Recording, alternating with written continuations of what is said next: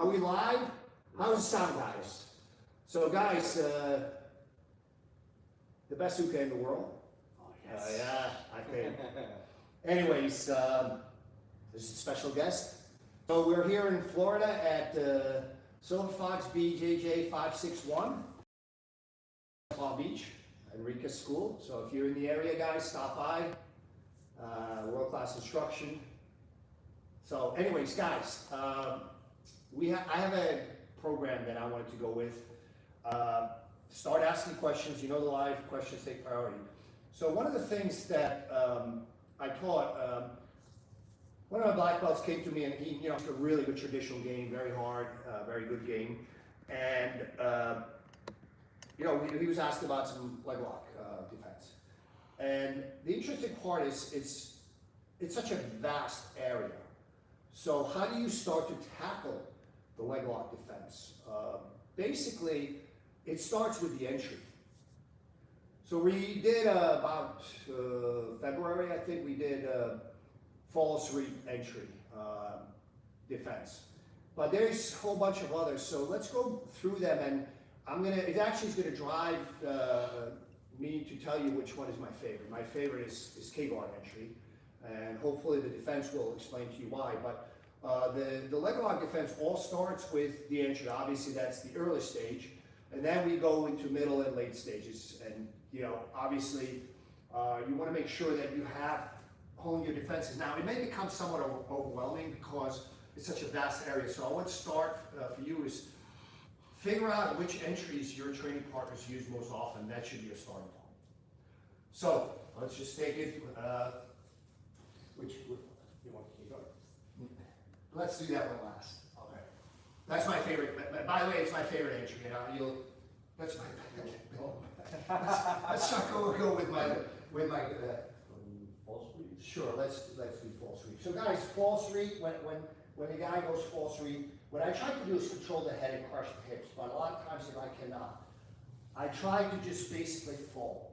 But notice I'm hooking the leg to try not to allow. If he goes under, this just became worse.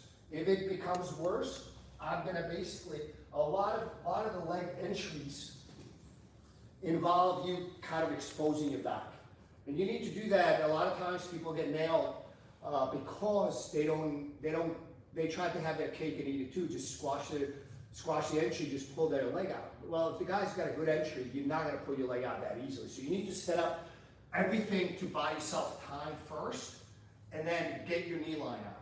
Okay, so let's look at it. But false reap, guys, go back to February episode. We covered extensively. Late, we covered early, middle, late. So shin to Ashi Garami. So a lot of times, the early defense involves me placing my elbow, in the crook of my hip. But a lot of times, if you miss it, what I'm doing is I'm tripoding. I want to have balance. Again, guys, when you're defending, you need to buy yourself time if you can. I push my hips forward, secret, push away, and now I hold on to it, guys. I literally watched last night a match from where the girl got nailed, woman, black belt, got nailed with straight ankle lock because she did this. And guys, I cannot tell you how it makes me not physically ill, no, but when guys do this, why would you do that? That's exactly what she did. She did this, and guess what happened? And she got nailed with, when you clear it, stiff arm it, hold on to it. And once I get head and arm control, this is all over for him. So that's an early stage, okay?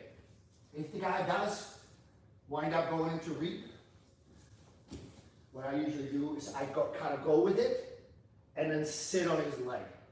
From here, this is where you have to be patient. Do not lose your balance. If you lose your balance, you get finished. So I want to sit on his leg. A lot of times the guy hooks here. This is under your knee. This makes it more difficult, so I need to tripod. Again, buy yourself time. Push this down, step, and again, back on his leg and sit until you will feel your foot slipping out. It actually hurts a little bit, but not enough for me So that's kind of the Ashi Garami / reaping defense. That's kind of late stage. Let's go with outside. There's a video of Dante Leon. I am not a fan of this, of outside Ashi, and the reason for that is it's relative is a relative term, I guess, world-class guys. But basically, if the guy can manage to get underneath your knee and control your head, you will not only squash their leg attacks, but you will punish them severely for it. So now I just drive forward and now bounce my hips back. If the guy holds on, he cannot hold on long term because his hips are misaligned, so I just kind of straighten out my leg, and from here, you're gonna pass the guard. And that's, again, Dante Leon did that in a recent match. You could see the footage, but this is one of the reasons I do not like outside Ashi Garami. I got bad lower back. That torque, if the guy catches that early stage defense, it's very, very bad for your back. So outside Ashi. So again, I need to get underneath his knee and control the head. So you need to, so as the guy's coming into this, I immediately, and now I drive forward so I can get my feet off the ground and now start to crush his hips. And I keep his hips off to the side, controlling the head. And at some point, he will let go because he cannot maintain long term. Now, let's go to K-guard. Let's stay on the same side so that way everybody can see. Guys, this is my favorite entry. And the reason for that is K-guard typically puts you into sort of a knee bar position. And with knee bar position, by definition, you control the whole leg. If you control the whole leg, even if the guy, so if he cannot pull his knee, so a lot of times people defend by rotating, okay? When somebody rotates but cannot free their knee line, they're still prone. So off the knee bar, you have toe holds. You have straight ankle locks, which are highly underrated, by the way. Heel hooks, reverse toe holds. Alki locks, Roy locks. So you have a lot of things that you can play with. So the most important thing is to buy yourself time. We're going to go straight into delayed defense. And the reason for that is because at least for me, when I attack, I don't go K-guard entries into the legs right off the bat. I usually go off a Manara roll. By the way, great topic we can cover next week. I've been playing with it a lot. Where the entry is like really bad, or for me that is, not for him, or like off a failed armbar. So a lot of times, so maybe so the entry is relatively clean. So when that happens, guys, I need to buy myself time. Right now, my knee is aligned with his torso, so my kneecap. That's the problem. That's where hyperextension occurs. So I need to try to turn my kneecap as far away from him as possible. So my kneecap now is pointing at that wall. This buys me time. But this does not get me out. I need to, you can see him. What he's doing. So, yeah. Sorry, bitch. So guys, this is very important. This leg, a lot of times people just try to kick like their mule under the, no. I keep it away because this leg allows me to put myself in places that gives me a body positioning to be able to get my knee line out. So first thing is you buy time. Second, you basically need to get your knee line out because right now I'm still vulnerable. Ankle locks, heel hooks, a whole slew of things.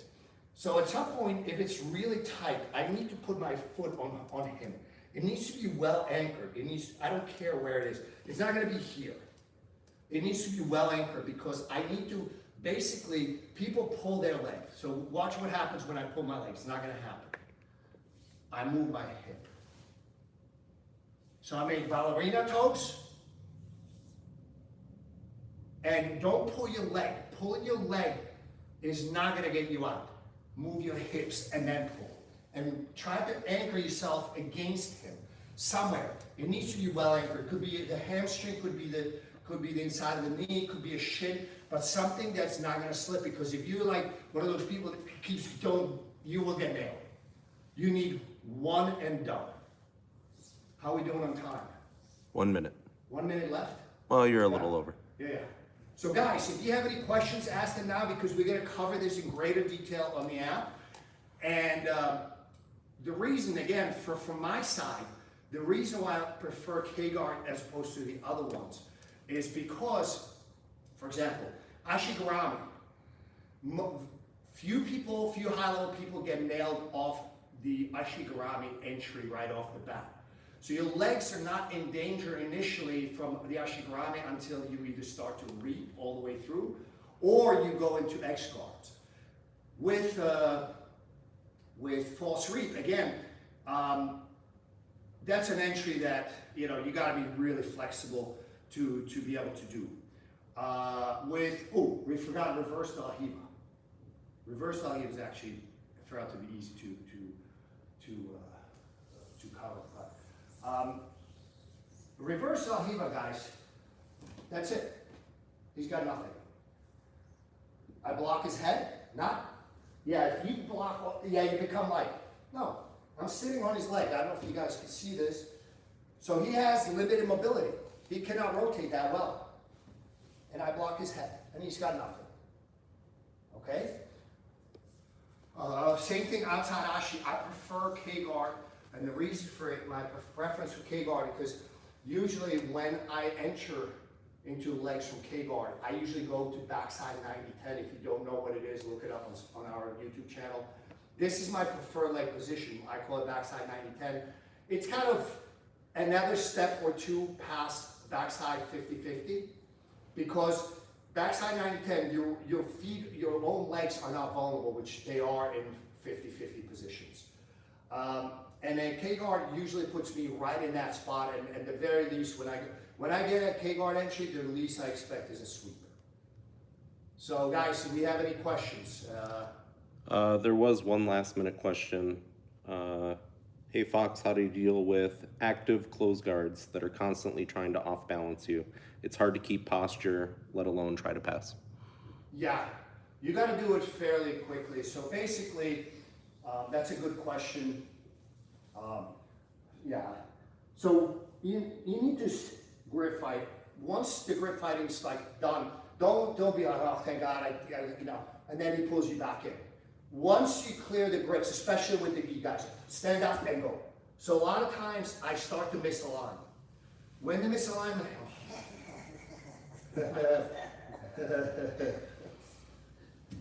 so there's two best ways to open. One is that misalignment, and you may still need to push on the other's foot, but you need to do this with confidence and quickly. Because as soon as you stand up, he's already off balancing you. So you need to have him open the legs. So the log split is one way, but so as soon as, and I go, I misalign, I do this fairly quickly, I misalign. So stay close at me. He tried. So if he stays, so this, like he cannot move anymore. Yeah. This is my best way to stand up. I can do it to big guys, but you need to do it with confidence and quickly. I believe we've covered this on the channel, but if you have any follow-up questions, let me know, because this is probably the way I just do. I try not to wind up in a closed guard because it's hard to open it, but if I do, clear the grip, stand up, and misalignment, immediately start to pressure that hip. And usually guys realize that their guard is about to be broken, and therefore they start to move before you actually break their ankles from, to open. All right, guys, we're gonna go over to the app side. If you have any questions, we're gonna go into greater detail what we just covered. Guys, 5 free days, and now it's only $9.99 a month after that. So if you want to give it a test drive, check it out. SilverFoxBJJGlobal.com.